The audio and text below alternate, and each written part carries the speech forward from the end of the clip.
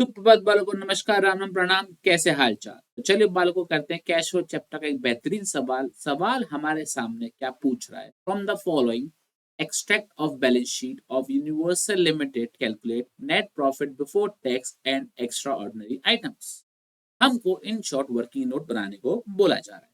आपके पास equity and liabilities दे रखी है। Equity share capital 10%, preference share capital and surplus that is balance in the statement of profit and loss. Interim dividend of rupees 2 lakh was paid on equity share on 1st November 2020। तो ये हमारे पास सवाल है और हमको solve करना है। चलिए आइए मिलके क्या करते हैं, सवाल को सॉल्व करने की कोशिश करते हैं। तो ये हमारे पास सॉल्यूशन लिखेंगे यहाँ पर, calculation of net profit before tax. हाँ जी, net profit before tax and extraordinary items. सबसे पहले हम क्या लिखते हैं, प्रॉफिट लिखते हैं। तो लिखेंगे मेरे संग यहां पर आप, profit that is statement of profit and loss account. अब कैसे निकालेंगे प्रॉफिट? आपको क्या करना है, क्लोजिंग बैलेंस में से ओपनिंग बैलेंस माइनस करना है।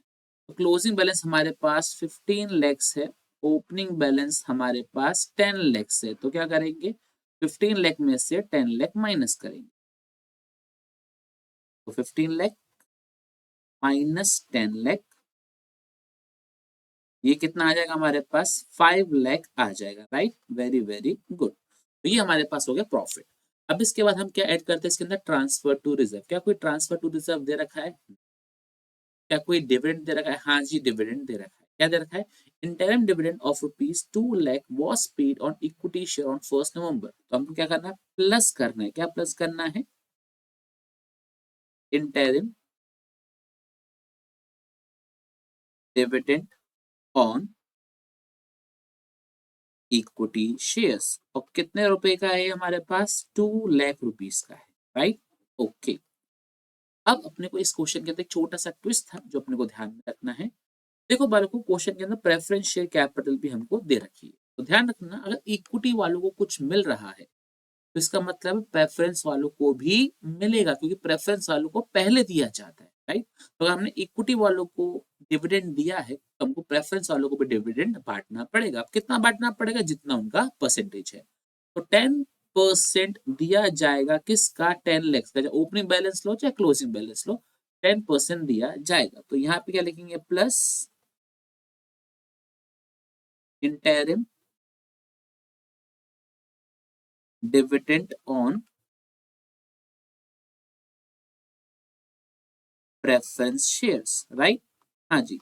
अब परसेंटेज हमारे पास 10% है और अमाउंट हमारे पास 10 लाख है। चाहे ओपनिंग बैलेंस लो चाहे क्लोजिंग बैलेंस लो, तो ये कितना आ जाएगा हमारे पास, 1 लाख रुपीस का आ जाएगा। राइट, ओके, ये भी हमारे पास हो गया। अब इसके बाद मेरे को बताइए, क्या कोई टैक्स के बारे में दे रखा है, कोई एक्स्ट्रा ऑर्डिनरी एक्सपेंस के बारे में दे रखा है? नहीं। तो यही हमारा क्या हो जाएगा, फाइनल आंसर हो जाएगा, that is ₹8 lakh. I hope अपने को ये सवाल अच्छे से समझ में आ गया होगा।